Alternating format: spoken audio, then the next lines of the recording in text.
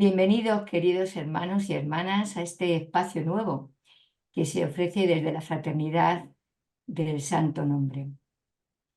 El objetivo de este tiempo, este espacio, es pues, hacer entrevistas a personas que pertenecen a la fraternidad. Y en este caso, pues tenemos con nosotros a nuestra querida Beatriz, hermana de la fraternidad desde febrero del 2022. Estamos encantados de estar con ella y te agradecemos enormemente, tanto Charo, Marco como yo, pues pues tu, el haber dicho que sí, ¿no? Tu aceptación. Paso un poquito a presentar mínimamente a Beatriz. Beatriz Pasarín Martínez nace en Caracas, Venezuela, y desde que ella tenía los 27 años vive en Cornellá de Llobregat, Barcelona. Está casada y tiene 3 hijos. Le gusta escuchar música en familia, caminar con sus 3 amados perros y estar en silencio. Ahora en la entrevista pues ya iremos viendo más cositas de ella, personales y bueno, pues también ver un poco tu proceso espiritual, ¿vale? Que De es el objetivo acuerdo. un poco de la entrevista. Pues nada, Beatriz, mira, la primera pregunta, a ver qué te parece. Un poco cómo comenzó bueno, pues, tu búsqueda o tu anhelo espiritual. Si fue una cosa paulatina que tuviste desde pequeña o fue alguna experiencia fundante que tuviste que no encuentro o no sé, un poquito empezamos por ahí, ¿vale? Vale. Mira, yo te diría que mm, empieza en la infancia, eh, siendo yo muy pequeñita, con unos 6 añitos. Sé que tenía 6 años porque luego ya cuando tengo los 7 años los hago en otro piso al que nos trasladamos y ahí en esa época, eh, bueno,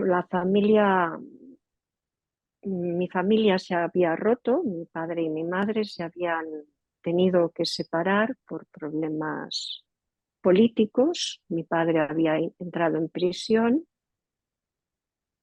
y supongo que fue a raíz de eso que yo, jugando con mi hermano, a veces sentía una presencia luminosa que me cuidaba.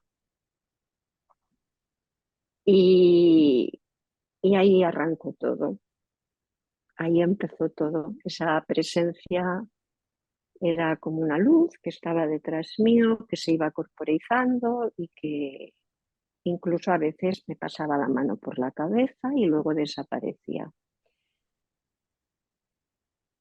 Entonces digamos que ese es el inicio de mi relación con Dios y es algo que se mantiene a lo largo de la vida, incluso en épocas en que yo he estado más distanciada o no he querido saber nada. Siempre he tenido la sensación de que he sido sostenida y cuidada por Dios. O sea, si yo estoy aquí hoy con vosotras y con Marcos, es porque Dios me ha cuidado en todo momento, si no, no estaría. Qué hermoso lo que acabas de decir, ¿eh? ¿Esta experiencia la compartías tú en casa con tu hermano, con tu madre? ¿La compartías? Con mi madre no, porque yo era como muy frágil, como muy introvertida, pero sí que intentaba. O sea, mi hermano estaba muy afectado por la pérdida de mi padre. Él es 3 años y medio mayor que yo, y sí que yo intentaba transmitirle ese bienestar que a mí me producía esa presencia. Si lo conseguí, no lo sé, no lo sé.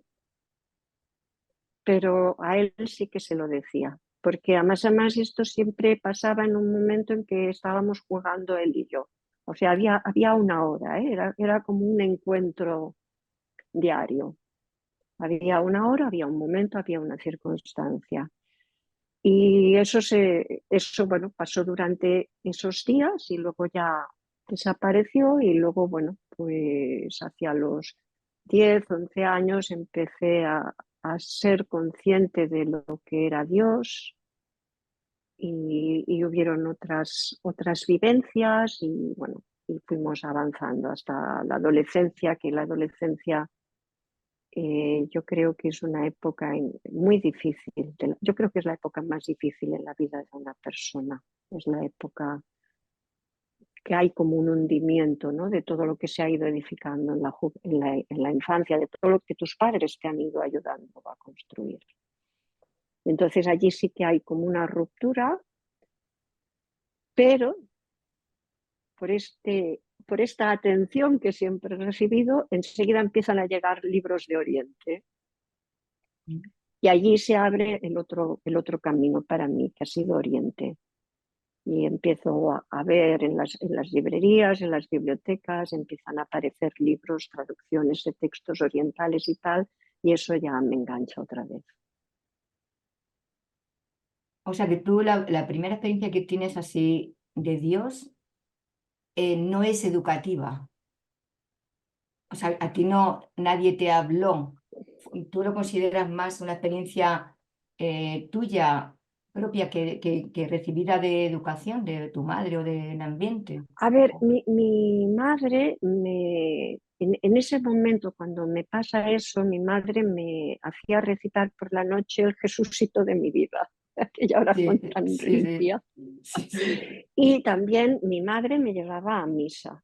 Íbamos a misa, pero yo recuerdo que a mí la iglesia me aterrorizaba, me daba mucho miedo. A mí la imagen de Cristo crucificado me llenaba de espanto. Yo no entendía aquello, me parecía un despropósito enorme, me parecía algo horroroso, tal vez porque en casa había un clima bastante de dolor, ¿no? Pues no sé, aquello a mí me asustaba mucho. Mm. Entonces sí que hay un momento en que mi madre me lleva durante 1 año y medio a una escuela de monjas, de la cual luego me ha de sacar porque era muy cara y ella sola no podía costearlo. Y allí también recuerdo que hubo una inflexión, allí hubo un empuje, ¿no? Porque a mí me encantó en ese año y medio que estuve, por ejemplo, el mes de María, las flores, llevarle flores a la Virgen, a mí me encantaba. Y también recuerdo un día en que no sé qué pasó en casa, que me venía a buscar mi abuelo se retrasó por algún problema y me dieron un libro, me dejaron en el claustro, me dieron un libro hermosísimo de plantas. Y aquel también fue para mí como un momento especial. Y yo pensé, recuerdo pensando, me gustaría quedarme aquí. Beatriz, Dime, dos cosas. dime. ¿Cómo mm, encajas esa experiencia de sentirte cuidada en tu vida cotidiana? Y te he entendido que no hay una educación religiosa, pero que en tu vida van apareciendo cosas que te van abriendo caminos e indicando, ¿no? Sí, ¿cómo lo encajo? En aquel momento, no ahora. En aquel momento. Después, si quieres, también ahora. En aquel momento para mí era lo más natural del mundo, porque yo me acuerdo que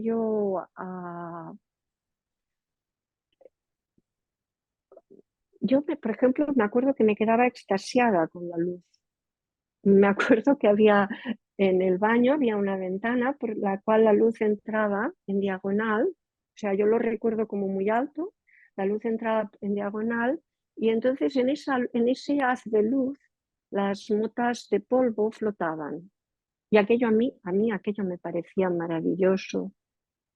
No, es que no era nada. para mí no era nada extraño, tal vez No te porque también era sorprendía. una criatura muy fantasiosa, no lo sé, no lo sé. Em, no te puedo decir mucho más, claro. Vale. Eh, eh, te he entendido que en ese momento en tu casa había mucho dolor. Sí, mucho. Te hago la pregunta de otra manera, ¿cómo encajas ese sentirte cuidado en medio de ese dolor? Ah,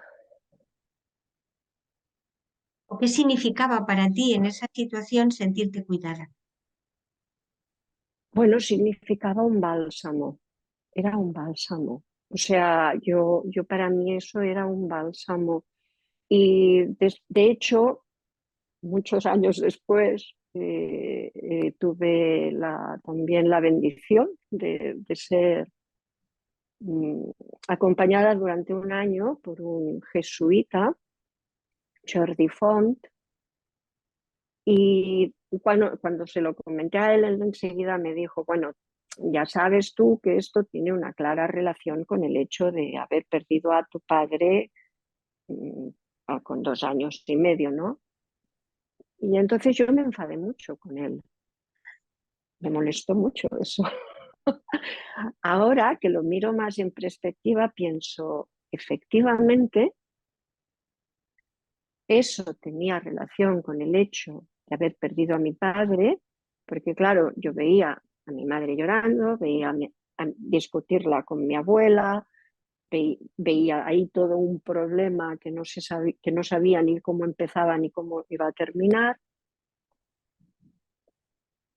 Entonces es lógico que eso fuera como una compensación, como algo que a mí, como un bálsamo que a mí me hacía sentir bien, pero no solo era eso. O sea, era eso y era además la dimensión trascendente que está en la vida de toda persona, actuando en todo momento, lo sintamos o no. Porque para mí ahora, en este momento de mi vida, que miro para atrás, claro, yo ahora tengo la fortuna de ser mayor, ¿no? Y tengo mucho recorrido para atrás. Y yo pienso que la trascendencia, o sea, la presencia de Dios es algo constante, constante en la vida de la persona. ¿Lo sintamos o no? No importa, incluso, o sea, tú puedes vivir incluso de espaldas, ¿no? Totalmente a Dios, pero eso a él no le importa y él está ahí.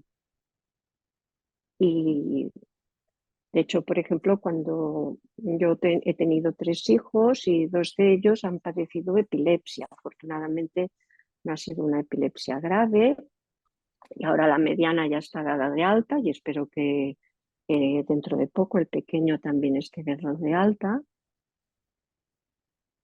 Pero cuando yo comprendí que Joan, que mi hijo pequeño también era epiléptico, yo me hundí muchísimo y recuerdo que al regresar del hospital Brogi, que está aquí mismo, eh, me puse en oración, porque yo siempre antes de ir a dormir hago un rato de oración, y lo primero que hice fue decirle a Dios, la que me has liado, digo, la que has liado, digo, pero ¿qué has hecho? Pero que estaba cabreadísima, pero él estaba ahí. Estuvimos 2 horas y media juntos. Nunca me dejó. Él estaba ahí. O sea, y era como una presencia en ese momento que yo sentía como muy pequeñita, pero él estaba ahí. No me dejó para nada. ¿Sentías el bálsamo? No, en El ese momento no. En ese momento no. En ese momento sentía mi cabreo y su aguante de mi escape. cabreo. Su presencia. ¿Qué? Y era maravilloso tiempo. Yo lo sentía como una columna, pero pequeñita, aguantando el chaparrón.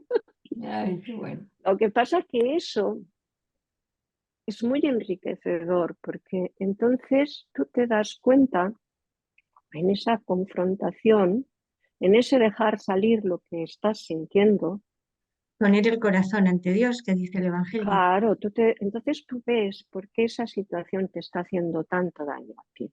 Y también ves tus oscuridades. O sea, claro, y yo no aceptaba. A mí me costó mucho aceptar que Ana, que era una chica hermosísima, súper sana, que es súper fuerte, de pronto un buen día era epiléptica, ¿no? Y entonces que lo mismo pasara con Joan, que es una persona también tan brillante, te das cuenta de tus ambiciones, de tus proyecciones en tus hijos y todo eso, ¿no? Entonces, bueno, pues eso, que Dios siempre está ahí para cuidar. Es bueno hablarle, gritarle y ser Mucho, sincero. mucho, O mucho, sea, mucho, mucho. no cumplir, sino, ay, qué No, respeto, no, sino lo que te sale del corazón, tanto bueno como, como no tan bueno. Eso le agrada, yo creo, mucho a Dios. Bueno, y lo que decías tú de en tu adolescencia, que empezaste a ver manuales y libros del Oriente. Cuéntanos por ahí. sí, sí, porque yo hay un momento en que intento entrar en relación con la iglesia. Eso, yo también ahí veo la mano de Dios. La iglesia me Sí. cierra la puerta en las narices. Fue una experiencia horrorosa. ¿Y por qué? ¿Por qué? ¿Puedes ir por ahí ahondar? ¿Por qué te notas tú que te cierra la puerta así? Porque yo fui a la iglesia que tenía más cerca de casa, Sí. habían dos muy cerca de casa, la Sagrada Familia Mm. y y una que está en Paseo de San Juan, que no me acuerdo cómo se llama. La Sagrada Familia no iba, porque en aquella época aún me duraba era muy oscura aún la cripta de Gaudí, no tiene nada que ver con la belleza de la cripta que tiene ahora, ¿no? Mm. Y entonces iba a la otra y entonces, bueno, intenté establecer una relación con el sacerdote, le fui a hablar y tal, pero aquel señor yo no sé qué le pasaba, que no quiso y tal, ¿no? Y entonces, bueno, pues eso me enfrió y entonces me enfrió, lo dejé estar, empezó todo el proceso de adolescencia y entonces fue cuando recuerdo que con 18 años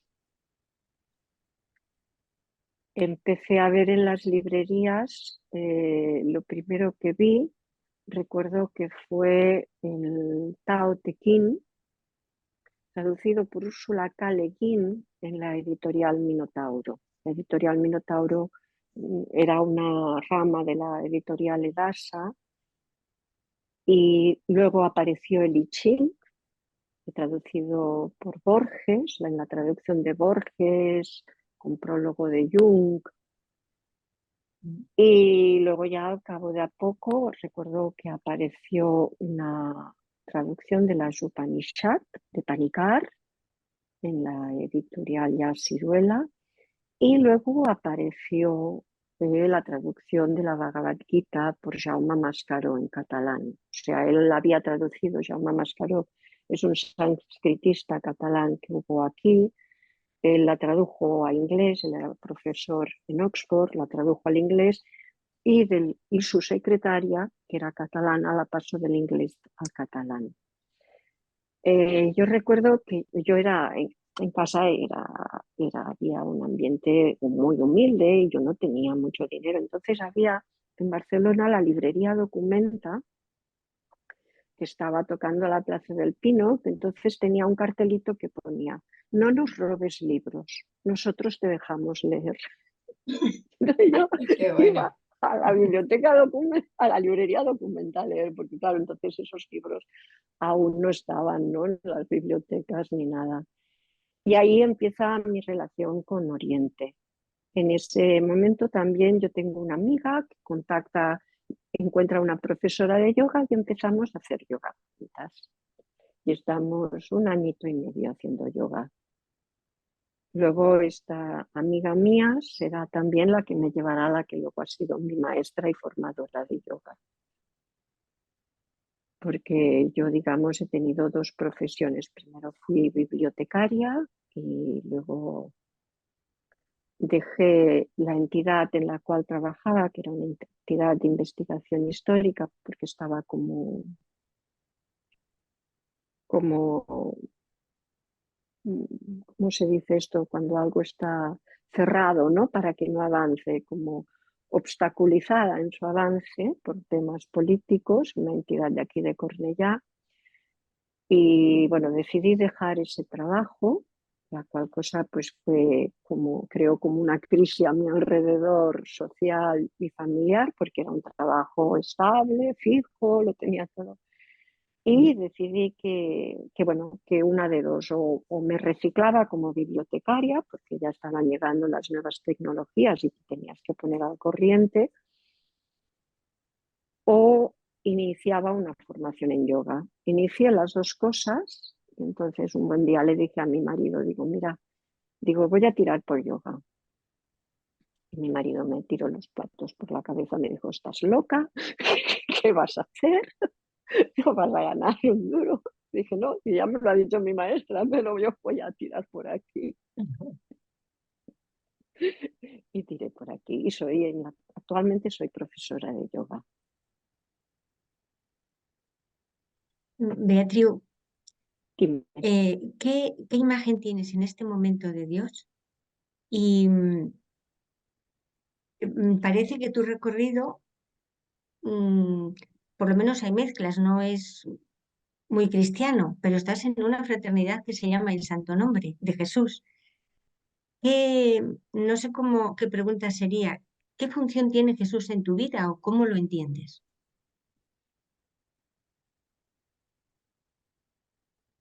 A ver, eh,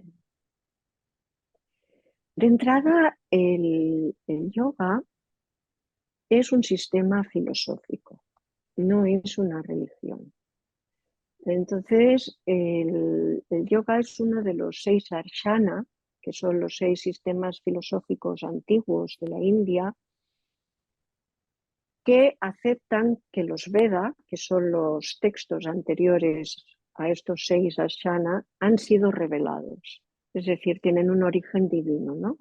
Y entonces son como puntos de vista respecto al hecho divino.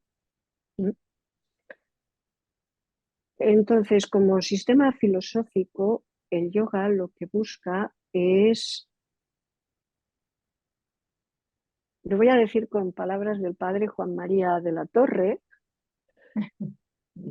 que la persona se conozca a sí misma, se armonice, se unifique y se simplifique. Es que me encantó porque pensé, mira, Guillermo de Santierri era un yogi y no lo sabía, ¿no? Como Santa Teresa de Jesús, que es una gran yogi. El título de Santa Teresa de Jesús ya es calcado. Entonces, de hecho, en el Yoga Sutra, en el primer capítulo, se dice que el objeto de meditación por excelencia, porque el yoga no es una gimnasia tampoco, o sea, no es ni una religión, ni una gimnasia, ni un método de relajación. Es una forma de desarrollar la persona y llevarla a través de la meditación al encuentro pleno con Dios.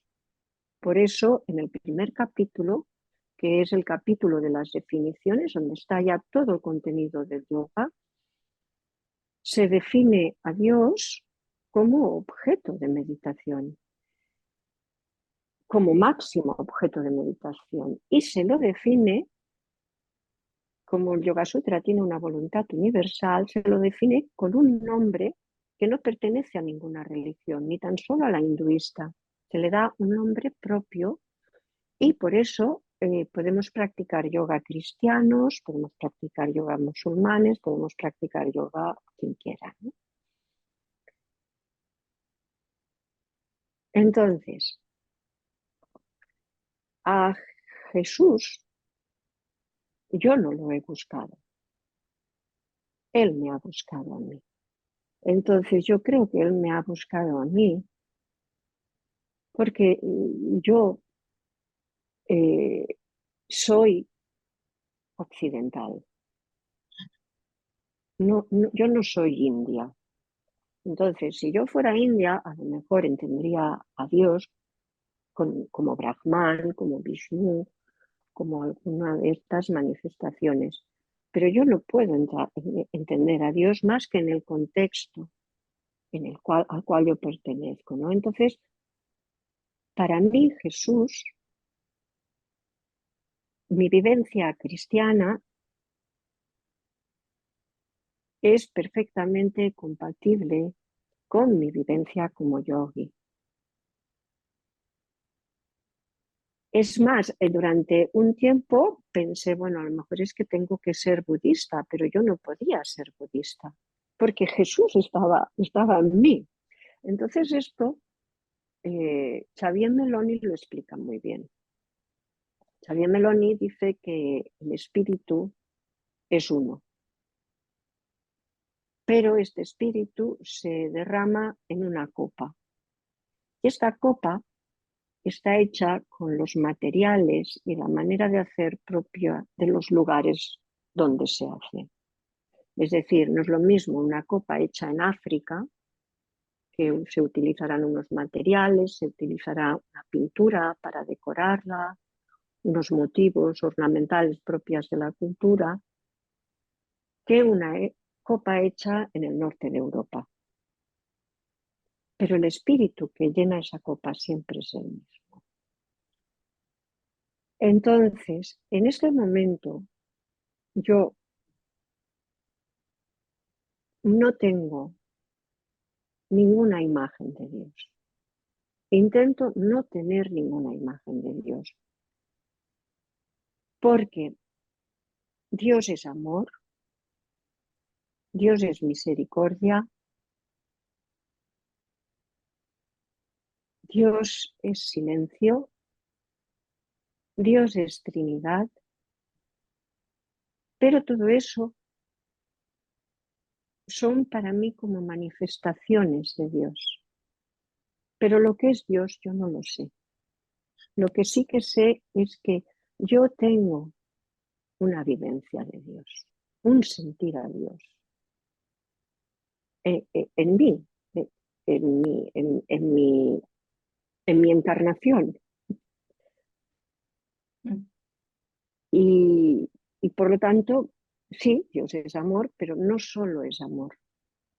Es evidente que es amor, Dios es luz, es evidente que Dios es luz, pero no solo, eso son manifestaciones de Dios, pero Dios siempre se nos va a escapar. Es misterio. Porque es misterio, exacto, porque en la India, por ejemplo, se dice que nosotros de Dios solo hacemos una cara, pero que hay tres más. No sé por qué dicen que Si hay solo solo son tres más. No hay 5 ni 3. Si solo son tres.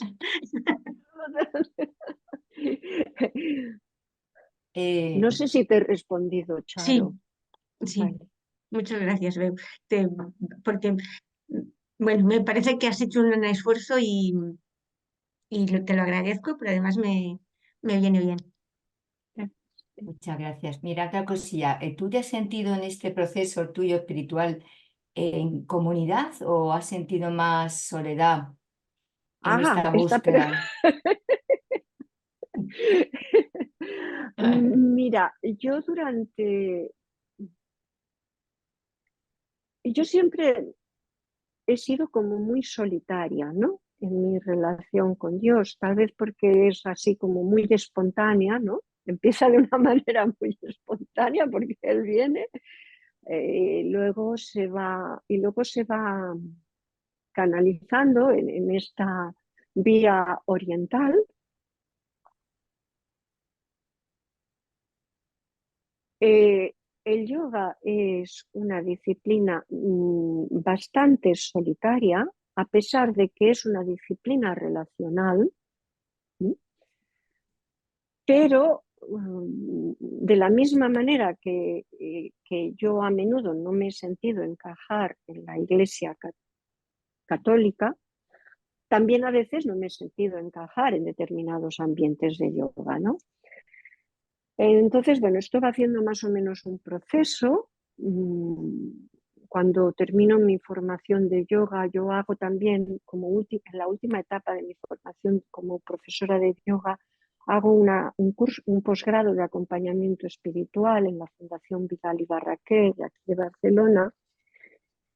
Y entonces allí tengo la bendición otra vez de conocer a Teresa. Teresa es una amiga mía que es carmelita descalza. Era la única persona que no se horrorizaba de mí. Esto de entrada, ¿eh? Ella y el Jordi Font, el jesuita. Era la única persona que me aceptó enseguida y tal, y entonces nos hicimos muy amigas. Y hay un momento en que cuando, claro, yo al pasar por este posgrado entiendo ya que asumo que voy a vivir siempre en este doble camino, ¿no? Como yogi y como cristiana, y que no son contrarios, sino que se pueden fundir perfectamente. Y entonces, bueno, empiezo a intentar ir avanzando, ¿no?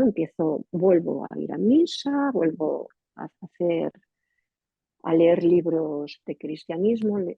Por indicación de Teresa leo a Santa Teresa de Lisieux y leo también a Teresa de Jesús, a Thomas Merton, vamos haciendo camino. Y entonces en un retiro que da Teresa durante una cuaresma precisamente, dice una frase que a mí me impacta. Dice, el cristiano nunca está solo. Y entonces yo pensé, bueno, yo no estoy sola, porque tengo a Dios. Pero a su vez entendí que Teresa decía esta frase en el doble sentido de una comunidad, ¿no? Y entonces pensé, bueno, sí, necesito tener una comunidad, ¿no? Y entonces intento buscar una comunidad. Los 2 primeros intentos fueron un desastre.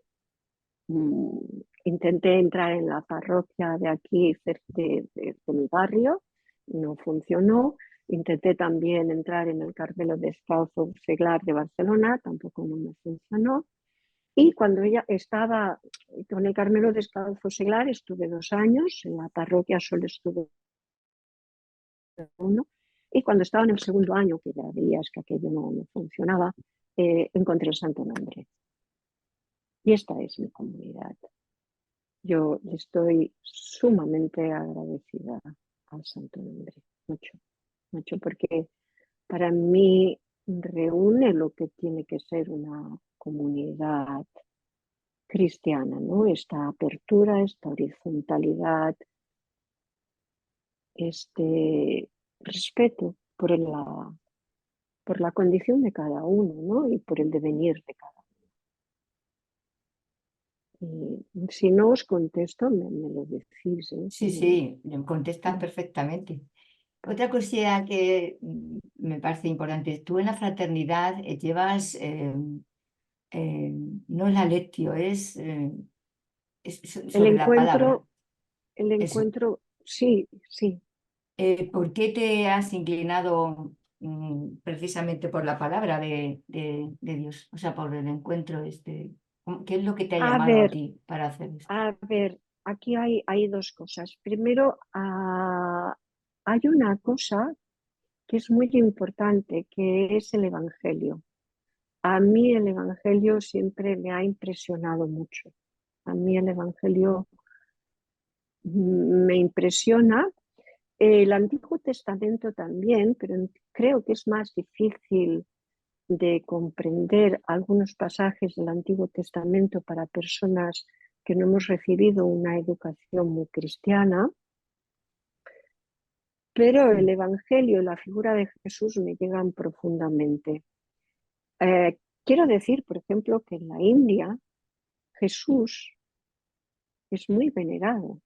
O sea, hay ashrams, porque, claro, digamos que en la mentalidad de los maestros de yoga, Jesús es el maestro por excelencia, porque no ha habido ningún maestro que fuese capaz de sanar cualquier enfermedad o de resucitar muertos. Entonces, por ejemplo, bueno, ahora no me acuerdo del nombre, pero hay muchos maestros de yoga que tienen figuras de Jesús en sus ashrams.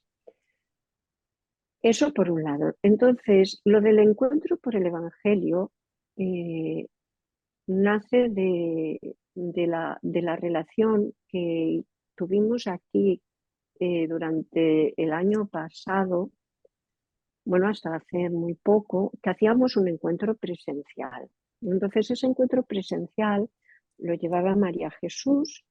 Y bueno, y ahora por problemas de que María Jesús se ha ido a vivir a Ripoll, en Ripoll hay una línea de Renfe que no funciona para nada, y además había personas que habían también de desplazarse para llegar al encuentro desde los lugares donde viven fuera de Barcelona, se dejó de hacer el encuentro. Entonces Manuela y María buscaron la manera de mantener ese encuentro vivo, porque nos llegaba mucho a los que asistíamos. Y fueron ellas las que me vinieron a buscar a mí para decir, oye, nosotras vamos a hacer el encuentro, nosotras hacemos todo el trabajo de preparar cada sesión y tú lo conduces. Tú eres la voz del encuentro.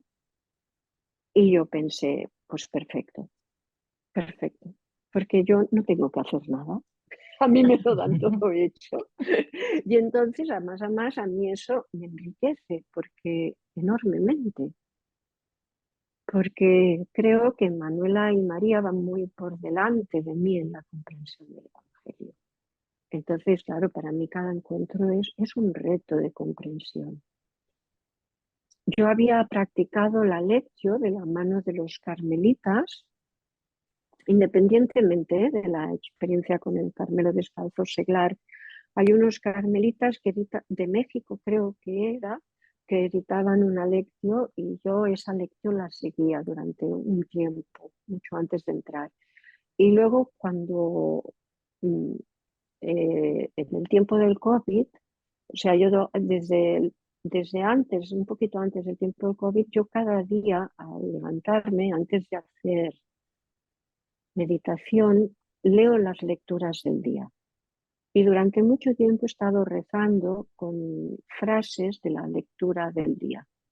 Esa era mi oración. Bueno, pues muchísimas gracias, Beatriz, por este tiempo que nos has dedicado, por tu testimonio tan precioso y tan hermoso.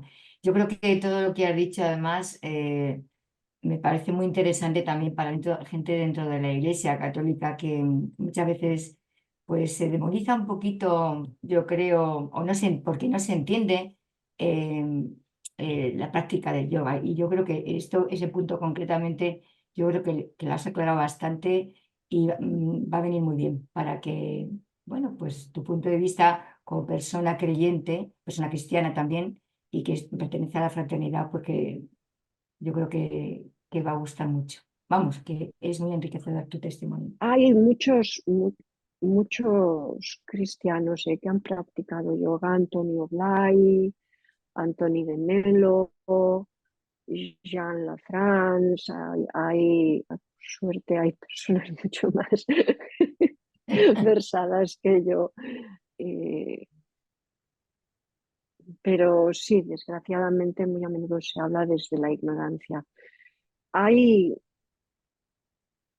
hay una santa india, una mujer muy especial que fue Anandamayi Ma, que decía que Dios era una montaña y en la cima de la montaña nos encontrábamos todos con Él y cada uno subía por un lado. Entonces mi sorpresa fue que la primera vez que me entrevisté con este jesuita, Jordi Font, me dijo lo mismo. Dice, Dios es una montaña y cada uno hace su camino y nadie puede cuestionar el camino que uno hace, porque, y, y- y eso lo dice el Yoga Sutra, en el corazón de cada persona hay una parte en donde no entra nadie, solo Dios. Esa parte está cerrada. ¿Sí? Y también quería decir sobre la fraternidad, que fijaros que la fraternidad está alimentada por una espiritualidad totalmente oriental. La espiritualidad, la oración del santo nombre es un fruto de Oriente y nunca han estado separados Oriente y Occidente. Siempre se han estado comunicando continuamente. Pues Quiero, muchísimas gracias. Sí, perdona, Chelo. quiero destacar de esta entrevista, bueno, yo tendría muchas más preguntas y creo que Sí, Nieves también. Y a sí, lo sí. mejor, entonces, quizás podríamos hacer un segundo capítulo en otro momento y así lo vamos Como queráis. asimilando. Y quiero destacar que escuchándote he estado pensando que el cristianismo puede ser, realmente ser universal, que Sí, Sí, me ha sí, totalmente. encantado, sí, me ha sí, encantado Sí. escucharlo. Entonces, sí, sí. muchas gracias a ti y a la vida. Y a Sí, muchas vosotros. gracias, Beatriz. De verdad ha sido un placer estar contigo. A Muchas gracias. vosotros. A vosotros. Gracias.